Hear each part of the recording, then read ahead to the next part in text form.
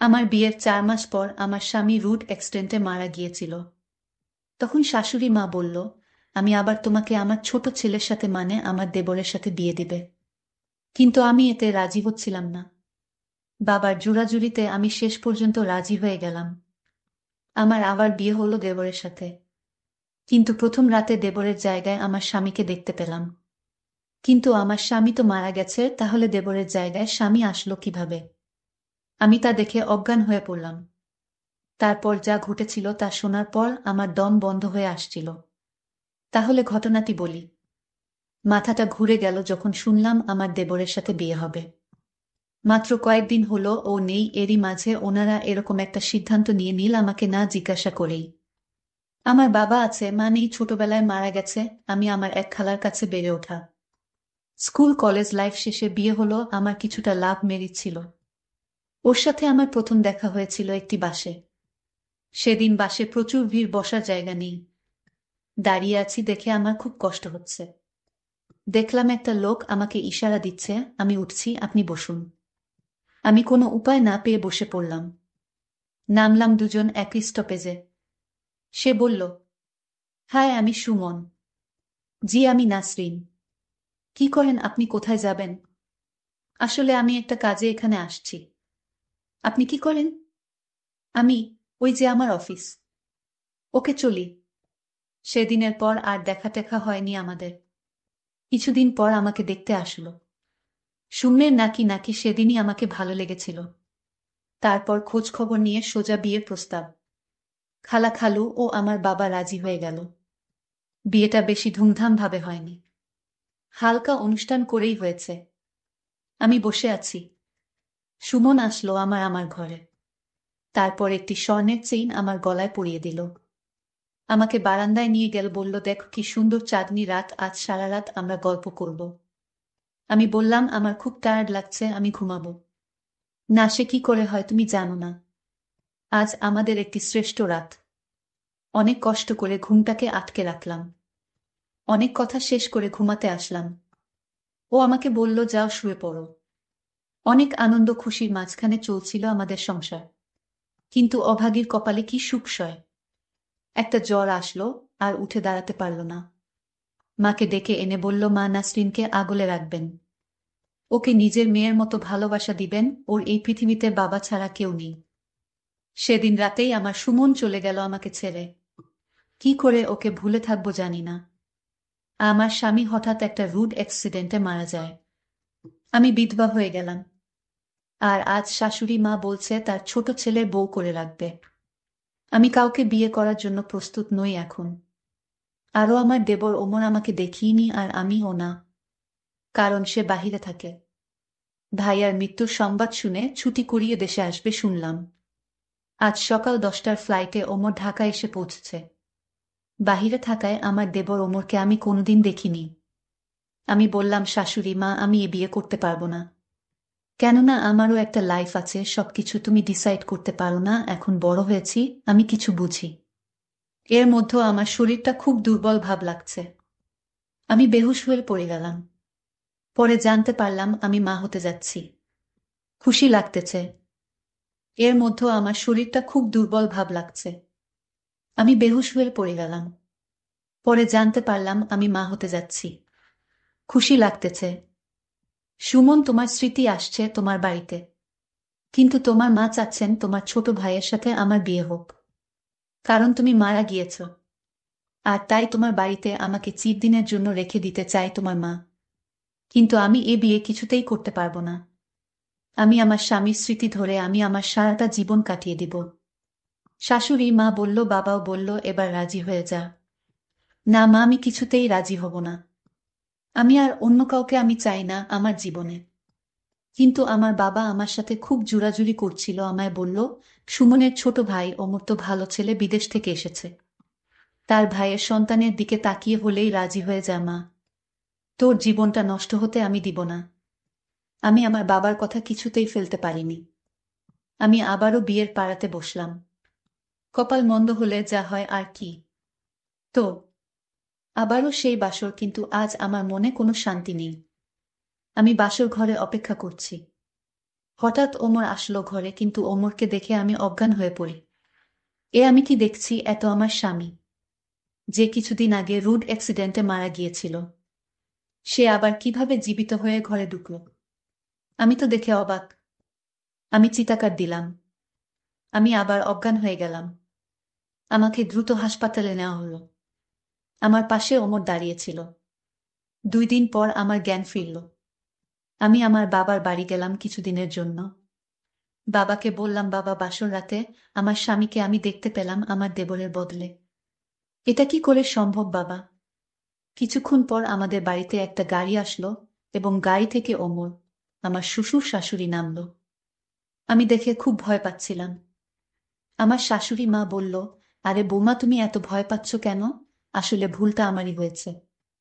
আমি যদি আগে বলতাম যে আমার 2টি যমজ সন্তান রয়েছে, আর তোমার স্বামী সুমন দেখতে যেমন ঠিক ওমর মানে তোমার দেবর দেখতে সেই, দুজনকে উদল বদল করলেও ধরতে পারবে না এটা সুমন নাকি ওমর। পরে আমি জানতে পারি তারা যমজ ভাই ছিল। তাই বাসর ঘরে আমি তাকে দেখে ভয় পেয়েছিলাম। আমার কিছুতেই বিশ্বাস হচ্ছে না আমার স্বামী সুমনকে ওমর বলে চালিয়ে দেওয়া যাবে। পরে আমি ওমরের সাথে আবার সুর বাড়ি ফিরলাম।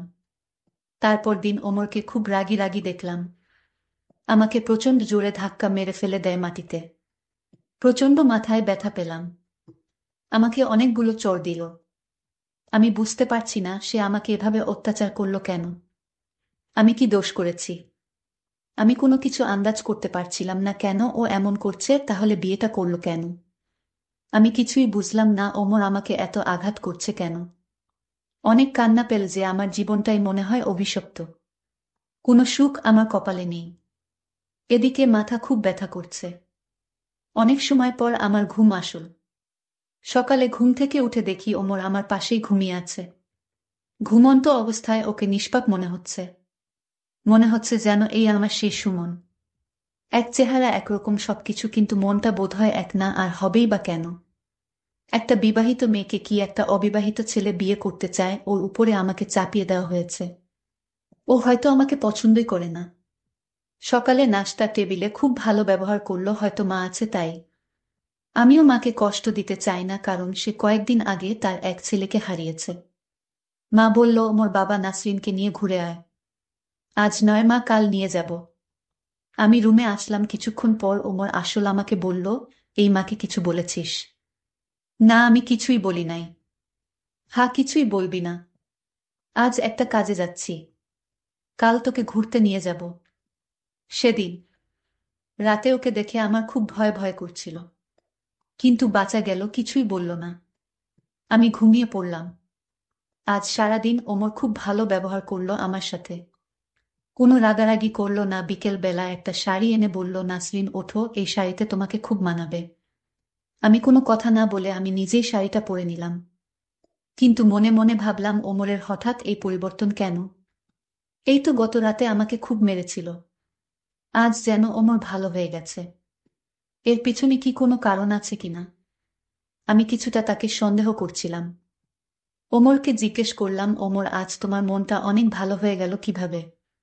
ওমর বলল, আরে মানুষের মন কি সবসময় একরকম থাকে? আজ আমার মনটা খুবই শান্ত। আমি আর কিছু বললাম না। ঘুরতে চলে গেলাম একটা সাগর পাড়ে। সাগর পাড়ের ঠান্ডা হাওয়া আমাকে মুগ্ধ করে দিচ্ছে, মনে করিয়ে দিচ্ছে আমার স্বামী সুমনের কথা। ও আমাকে নিয়ে মাঝে মাঝে এখানে আসতো। এর মধ্যে ওমর ফুচকা নিয়ে আসলো। অনেক পছন্দ ফুচকা আমার, খেলাম ও অনেক।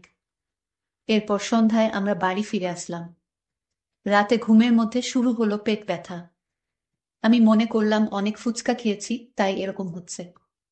ওয়াশরুমে গিয়ে দেখলাম আমার অবস্থা খারাপ। কোনো মতে বাহিরে আসলাম, ঘরে এসে শুনতে পেলাম ওমর ফোনে বলছে, মনে হয় কাজ হয়ে গেছে। দেখলাম পেস রুমে গেল। আপনার কথা মতো আমি ফুচকার সাথে মিশিয়ে দিচ্ছি।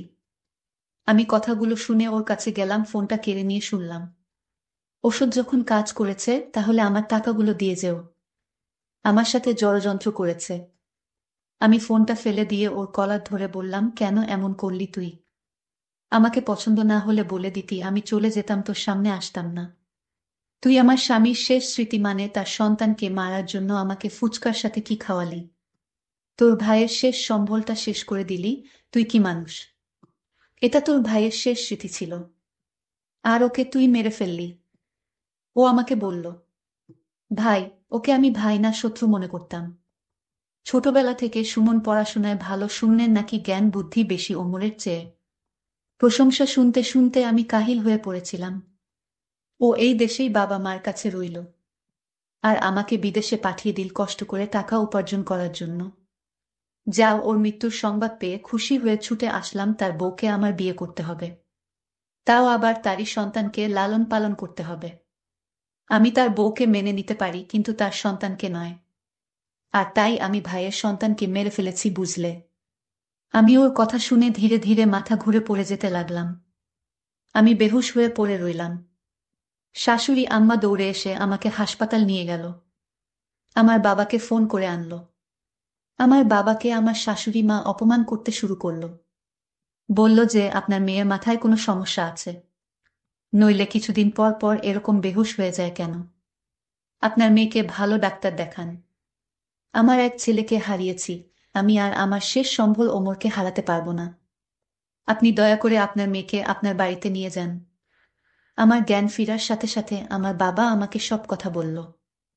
আমি বাবাকে বললাম, বাবা, ওমর মানুষ নামের অমানুষ। আমি কান্না গলায় বললাম, সে তার ভাইয়ের স্মৃতিকে নষ্ট করে ফেলেছে বাবা, ফুচকার সাথে ওষুধ মিশিয়ে।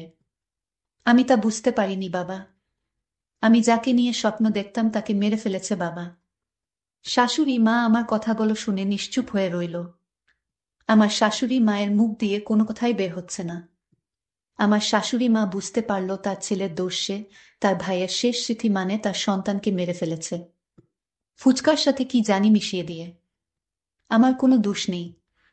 হঠাৎ চোখ মেলে দেখি মা আমার পাশেই আছে, বলছে, মা, কাঁদিস না, যে যাওয়ার সে তো চলেই যাবে। আমাকে ইশারা দিল ওমর কিছুই যাতে না বলি। কিছুদিন পর আমি সুস্থ হলাম, মাকে বলতে যাব।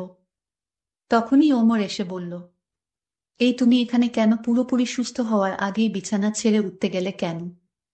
ও আমাকে রুমে নিয়ে বলল, মাকে কিছুতেই এ কথা বলো না। আমি মাকে আর কি বলবো? মা যা জানার জেনে গেছে, কারণ আমি বলতে বাধ্য হয়েছি। তোমার মা আমার বাবাকে দোষ দিচ্ছিল, বলছিল আমার নাকি মাথায় সমস্যা, আর তাই আমি সব সত্য কথা বলে দেই। এই কথা বলতেই ওমর আমার সাথে অদ্ভুত আচরণ করতে লাগল, কারণ আমি চাই ওকে শিক্ষা দিতে। প্রায় 6 মাস পর ওমর ঘুম থেকে উঠে নাসরিন নাসরিন করছে। সারা বাড়িতে নাসরিন নেই।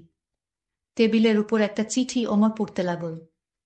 প্রিয় ওমর, আশা করি আমাকে আর খোঁজাখুঁজি করবে না। আমি এই দিনটার আশায় ছিলাম, আর আজকের আশায় আমি তোমার শত অত্যাচার সহ্য করেছি।